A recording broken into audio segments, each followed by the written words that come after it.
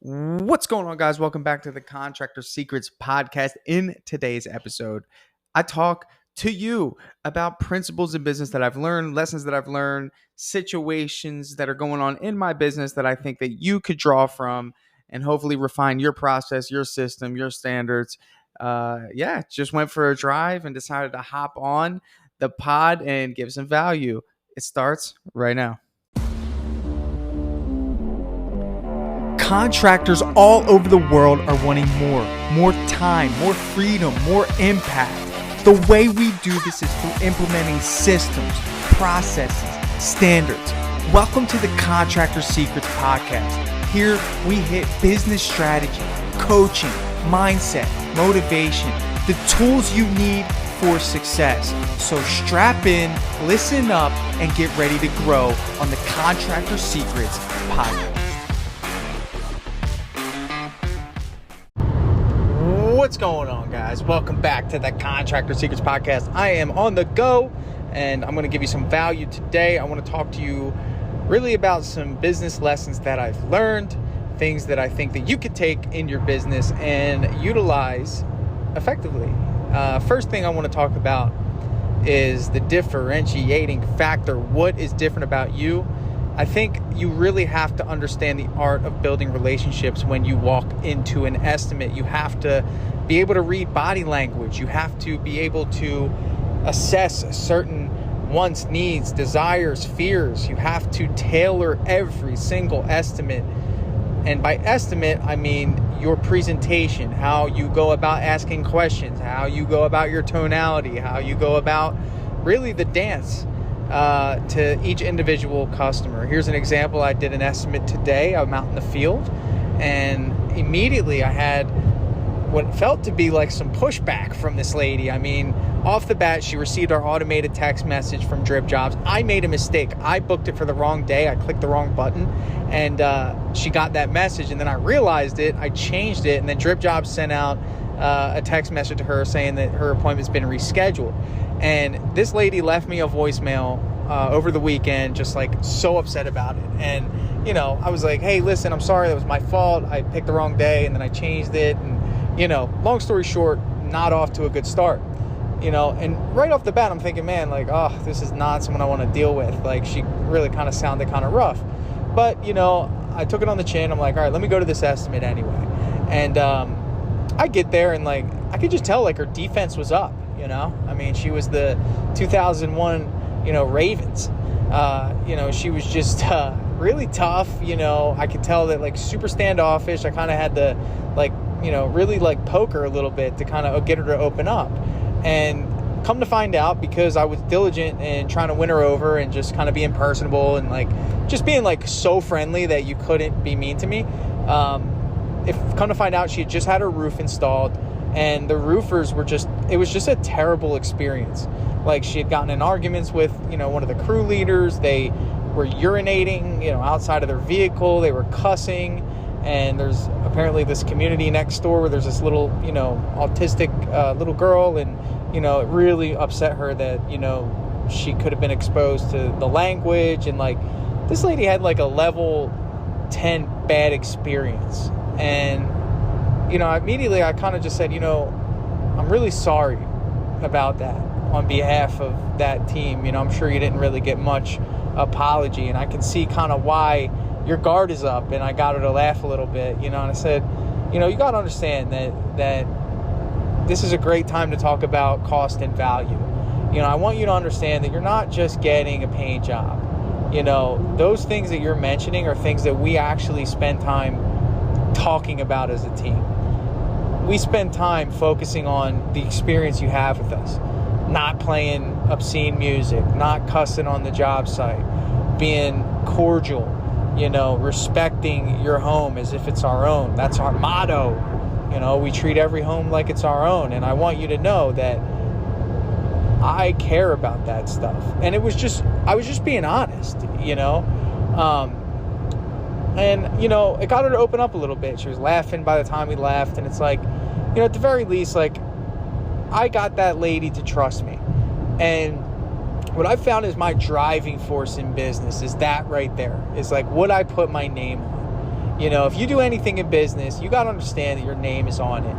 And I think that once I place that promise, I take that so seriously, because people hang on to those words when they're making their decision. And if I don't follow through with that, if I do not make sure that my team is cordial, if I don't make sure that, they act a certain way on site, if I don't make sure that we are integral in everything that we do when we're on the job, and we're transparent and we communicate effectively, and if there's an issue, it can be resolved. That was one of the things she said. She's like, if there's an issue, communicate it with me. Don't ignore me and leave and come back. Like, she was really big on communication. What I found is that this lady's really big on mutual respect. And it's like, I want to win a customer over like that, because those are the biggest victories. Those are the people that leave you the review. Those are the people that tell everyone they know about your business, about your brand, about about Tanner, about Chris, or whoever she interacted with. That's the type of customer I want to win over. And those are the ones that give us the greatest challenge. Those are the ones that hold my team to the test. Those are the ones that are going to call us out on our BS if it does come up. And as a manager and as a leader, it's, hey, you guys are operating in a certain way because you're protecting our promise that we make during the sale. And if we don't operate in a certain way that aligns with that promise, then we're made out to be liars. That means that we essentially allowed you to hang on to our word, and our word never got fulfilled. Now look, it's not inevitable that everything is going to go exactly as planned. Okay? It's going to happen, right? Things come up. But there's always that underlying pressure as a leader. There's always that underlying pressure that you want to put on your team to ensure that they know that you guys are promise fulfillers. Okay? That is your job. You fulfill the promises. Okay? And it's important for your team to know what the expectation is. That you should be building a culture that outlines the expectation. When you interact with a customer like that, you should be diligent in taking notes about the scenario that the customer went through, so it's at high regard as you are on site. So for example, in Dripjobs, I put in some crew notes that'll be seen on the work order that says customer had a poor experience with the roofing company. Roofers urinated outside. Don't even ask for the bathroom. Go to the gas station, which is literally 200 feet up the road. You can see it from the driveway, which is crazy to me. Okay? Communicate effectively every day, right? And although, yes, will this require a little bit of work on our end to kind of tailor the experience to this customer? Yes. Speed check reported but ahead. Here's the deal. We're going to tailor the experience on the sales side, and we're going to tailor the experience on the production side. And I think that's what makes a really great company, is someone that actually cares about doing that on both sides. And in most cases, you're going to charge a little more, and you deserve to. So, that was just a real scenario that I learned a lot from. It's always good for me to get out in the field so I can just experience these really, really custom scenarios. Because off the bat, I wasn't even going to go do this estimate. Just by the lady's attitude alone. I came off of a really tough week, overcame that.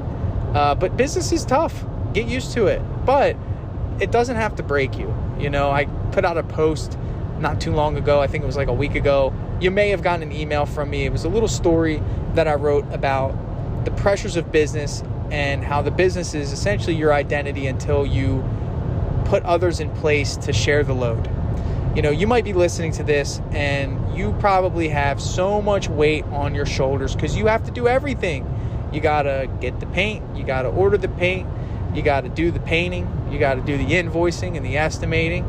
You got to do the scheduling. You got to answer all the calls. You have so much weight on your shoulders every single day. Everything falls on you. You forget things. Things slip through the cracks. You can't really trust anyone because you really don't have the time to go through a hiring process because you're so reactive. You only take what's given to you rather than seeking and being selective in not only your jobs, but in your crew and in the way that you do things. And maybe you're trying to get off on the right foot. And I just want you to know that there's going to have to be a change that occurs in the way that you operate. I know it's uncomfortable, because if it were comfortable, you would have already done it. So you got to really look at it like, hey, I'm not trending in a good direction here. I'm very stressed.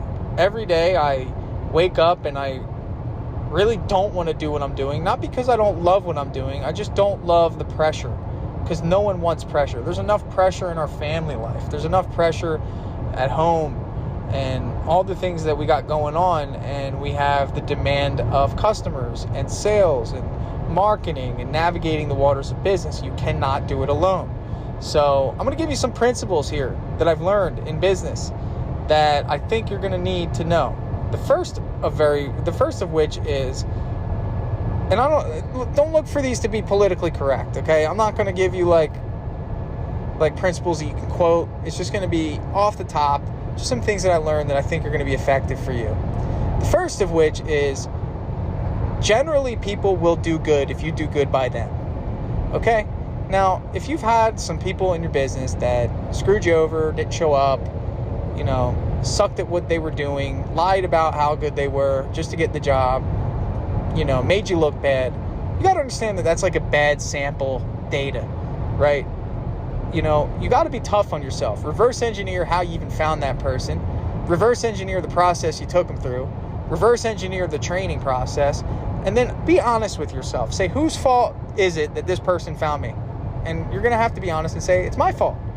Good. That's the first step to change, is admitting that your original path is not a good path. So it makes sense to alter the path. So that's my first thing, is that generally, if you do good by people, they'll do good by you, which means you need to have a great hiring process to find good people. And that's my second principle. Hire good people. Good people will do good work, and good people will generally do good by you. Jim Rohn, one of my favorite motivational speakers. This guy is like a wisdom tree. He passed away, but I listen to his stuff all the time. Highly suggest you check him out. Jim Rohn. R-O-H-N.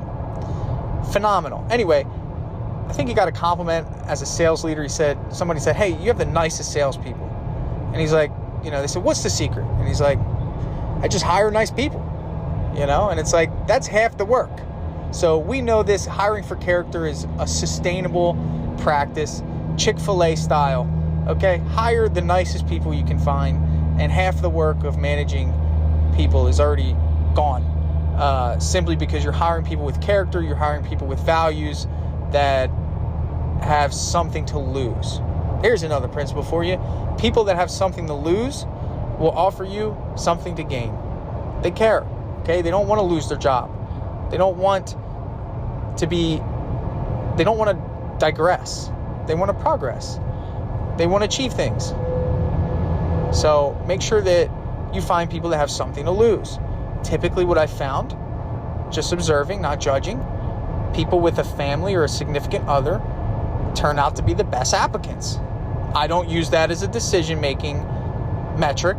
It's just what I've found in my own little sample data, is that typically when someone has a spouse or children, they're usually more responsible. I don't know. Is there a correlation? You decide. Okay. Another business principle for you. If you make it all about the money, they're going to make it all about the money. And that goes with your customers, and that goes with your employees. Okay? Money has to be something that you have to kind of change the way you look at. Now, I get it. There might be pressures on you as a business owner, okay? To pay bills, cash flow. I get all that stuff, But you also have to understand things from the perspective of your employee. And if they make a mistake, or if they do something that is going to cost you money, everything is your fault. No matter what. It's either a lack of training or a lack of management. That's it. Okay? And sometimes accidents happen. But you got to understand that, you don't want to create a culture where people are afraid to make mistakes because they have to pay for it. And I can speak to that with 100% confidence that it is just going to create a me versus you culture in your company. And the interesting part about that is it only hurts your customers, okay? When people feel as though the company is out to get them, when the people feel as though that the company has only the company's best interest in mind and not their own, people stop using their magic. Now, you might think that's funny, but everybody is equipped with a little bit of magic, okay? I believe it's the Holy Spirit. I believe it's this divine power everyone has within them to just be a light, to be creative, to go above and beyond, to be happy at work and create culture. You know, you call it what you want. I just believe that. I believe that if you create a culture of peace, harmony, you know, my guys know that, like, I'm not out to get them. I've never charged anyone for a mistake. We've had rooms painted the wrong color. We've had paint spilled. We've had the wrong paint ordered. We've had equipment misused or broken. Never once have I charged somebody. My fault. And although, yes, you're going to run into people that take advantage of this mindset as a business. And you might be listening to this thinking, what the heck is he talking about? Well, if you have employees, you understand, okay? You know, these people come to work for you every day. There's got to be a certain level of leniency that occurs. Now, because I've operated my business that way, I've created two awesome things that I can reflect back on and say, hey, I'm glad I do it this way. Number one, I create kind of like an open door policy, okay? My open door policy is essentially, if you make a mistake, I'd rather just know about it, okay? You're not going to have to pay for it. Just tell me. And that's good as a business owner to actually know what's going on instead of things being hidden from you. So that's cool. I get an open door policy. But number two, there's a certain level of ownership that each of the individuals in my company feels. And there's a certain type of culture that's created. You know, it's almost like they start to look out for the best interests of the company. They start to do things that they're not expected to do, and they don't expect a reward for it.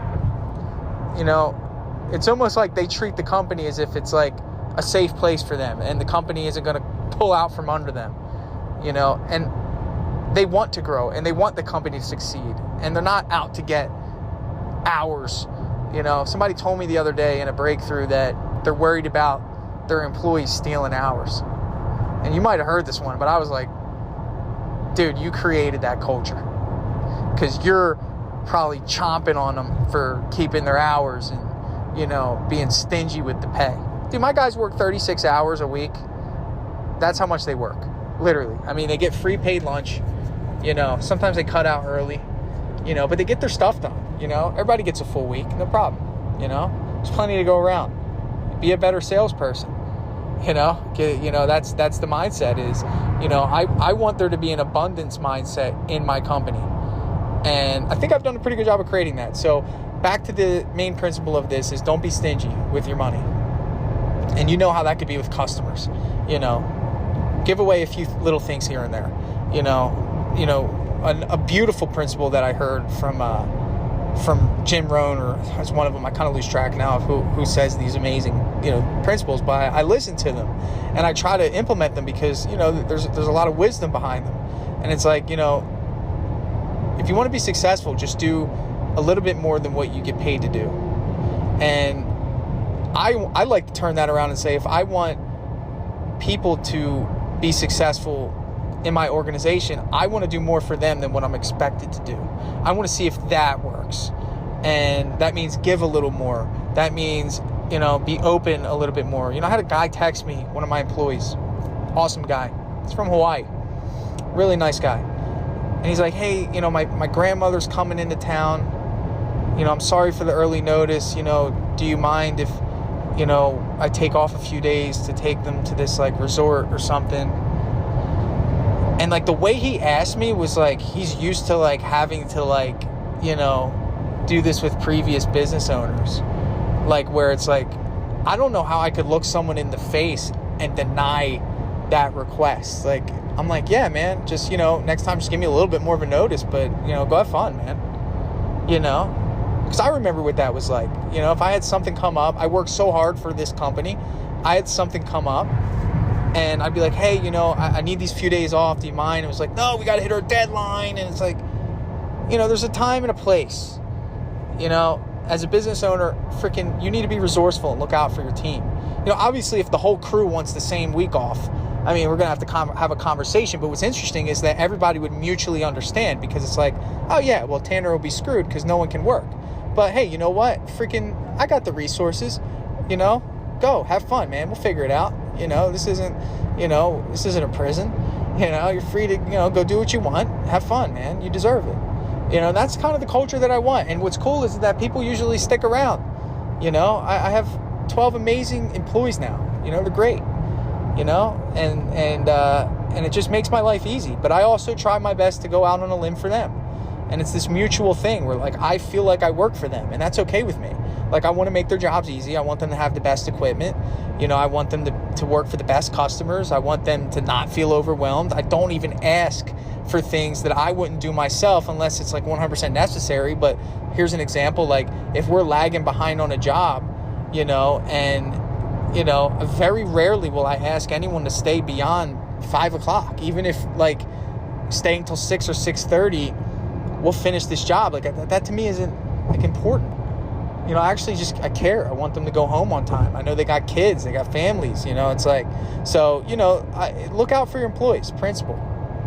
Okay. One more principle, and we're going to close out here. I hope this is some value to you. Just kind of giving you some insight on how I run my business and the different things that I do, to create a good culture, to the way I interact with employees and customers, and, how we separate ourselves, and, how we can get everyone to buy into the vision of we're the best. And you should be creating that culture. You should be pitching the vision of, like, hey, we are the best. Go on Premium Painting on Google and read the reviews. Not bragging, just showcasing, like, the culture we've built. A lot of the reviews mention individual painters that went above and beyond, or just how the experience was. And if you're new to business, you want to strive for that. You want the culture to be there. You want people to say, man, like, that was different. We're working on a house right now, which I didn't know this was going to happen. We did a full interior repaint. Customer has other trades in there. Oh, it's the worst, right? Like, and these guys are just a freaking mess. This guy's brand new flooring throughout the whole house. They're demoing a bathroom. There's freaking dust all over this guy's brand new floors. The texture job they did was horrible. It's just a mess. But what's cool is, like, he's, like, trusting us to be his, like, we're, like, cool with him because he sees how good of a job that we're doing compared to what's there, and it's like, it hurts me a little bit because I care about that type of stuff. This guy probably hired them to expect them to uphold the standard, and they're making a mess, and it's like, no one has the mindset, like, what if this was my house, and you just can't replace high standards, and you need to be selling that. You need to be showcasing it. You need to be implementing it in your production, in your team, to the point where it's like, Tanner won't accept anything less than the highest standard. And if it's not the highest standard, I'm going to have to come back and fix it. Here's the principle. I knew I would arrive here. This is one of my biggest principles in business. And you take this, you run with it, you live it, freaking get it tattooed. Okay? Well, actually, I'm going to give you two principles. The first one is, no one in the world will care more about your business than you. And that is a fact. If you can get someone to go 99%, you've hit the lottery. Okay? That's it. The second thing is, whatever you allow in your business, okay? Remember this. Whatever you allow is what will be tolerated. So anything that you compromise on, you give the green light for someone else to compromise on it. So where am I getting with this? In your personal life, you've got to have high standards for how you operate. Okay? Shut it off if it's going to offend you. I get it. It's a tough conversation to have. But really, like, what are you compromising on in your personal life outside of your business that's pouring into your business? That's something you should be thinking about. Okay? Because here's the deal. You've got to have super high standards all around. Remember we talked about the business, you are the business early on, okay? Obviously you're separating yourself from the business when you hire more people and you get people to take over responsibilities, but there's a good 2 to 3 year stretch where every decision that's made is 100% you, and everything that's tolerated is 100% your standard. So again, you got to be mindful of how you approach scenarios in front of your team and what you allow. I'm not a fan of being buddy-buddy with employees. I've just never been. I very rarely spend time with any of my teammates outside of work. People call it what they want. Some people have different opinions on that. But for me, it's just, I got to make sure that there's a level of professionalism. I'm responsible for a lot of people's livelihoods. And I know for a fact that if I were a child of someone working for a company, I would want that company to be holding my dad or my mom to a high standard at work, because that's what's in everyone's best interest, is to work for a place that doesn't compromise. And I know that comes from me. What I allow is what's tolerated. So you remember that when you're faced with a challenge, it's uncomfortable, maybe it's costing you a lot of money, and it's easy to just shortcut it, cut corners, no, it comes from the top. So in your personal life, that's where it starts. If you have poor eating habits, or you don't work out, or you don't have high standards with how you keep keep things clean or organized. You can't expect chaos to not transfer to business, okay? And that's not meant to be offending. I'm not trying to offend you. I'm just trying to give you some perspective that it's very rare for there to be chaos in your personal life and order in your business life. And it starts in the personal life. You'll find that if you start to work out, you have a little bit more motivation to keep things organized. Or if you start, eating healthy, you're going to start having more energy to be able to go to the jobs and check on, the jobs. And I'm speaking from experience. I've done this. I've eaten poor and I didn't work out. And I started to see that we were compromising, and I was more stressed, and, even, getting to a point of like depression, of just all the pressures in business. And then, once I made that transition in my personal life, some of these things started working themselves out a little bit easier. I had a little more energy. I could coach up my guys a little bit more. I can motivate them more. I was a little more patient with customers. I was a little bit more diligent on my scheduling and updating customers, so we weren't stressed out and moving job times around, and like all the things that you need, like it comes from a certain place. And I believe that is your personal habits. So long-winded, kind of all over the place, but I think you got it. I hope you got it. So I want to thank you for listening today. I'm in the car, so I felt it would be a good time to do some, give some value on my drive. And I hope to hear from you. So if you're listening to this and you want to give me some feedback on this, if you got anything from it, message me on Instagram. I'd love to hear back, and I'll look forward to hearing you on the next episode. See ya. Hey, thanks so much for checking out the Contractor Secrets podcast. Stick around. I am going to drop in a short testimonial that one of our awesome heavy hitters in Dripjobs had agreed to give out for us. So if you want to hear a little bit about how Dripjobs is helping contractors, stick around for the end of this episode and you can listen in. What is going on? I'm here with Matthew and Carrie of Purity Painting, and they are in Minnesota, users of Dripjobs. The other day you had a Dripjobs hat on, so you must like it. Ah, you have it right there. Gotta represent, bro. I love it. I love it. So what is, first things, I like to frame it like this because I want people that are on the fence to hear it. Like initially, were you on the fence about trying out Dripjobs? Absolutely. Very much so. A little skeptical? Yeah, a little bit, but. What was it that was skeptical? Was it the price? Was it the promise? Was it the goofy guy who talks about it all day? Well, our first introduction to Dripjobs was at the PCA Expo. Yep. And that's where I was able to meet you and someone who's on your team or works with you, ran through a demo on his iPad. And what kind of got me was I think there was like a company open for the demo, but he was like, you know what, I'm going to close out of this really quick. I'm going to get into a different browser. And he pulled up his own painting company. And it wasn't yours, it was his own. Yeah. And he began to show me how it worked. Yeah. And so I immediately got on the horn with Carrie here in Minnesota and said, okay, we've got to check this out, because I don't know if I should name names, but we tried a lot of other programs and different things. And some of them were like kind of economy. Some of them were quite spendy, but didn't deliver what we needed at all.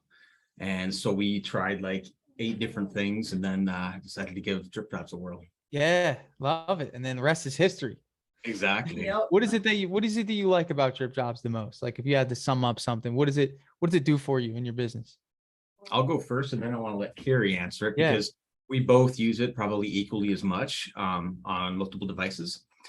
And what I like is that, you brought up the cost, like at first, was that kind of something that Sure. kind of was maybe going to deter you from trying it out? Yeah. I feel like it saves a lot of money, because it saves a lot of headache.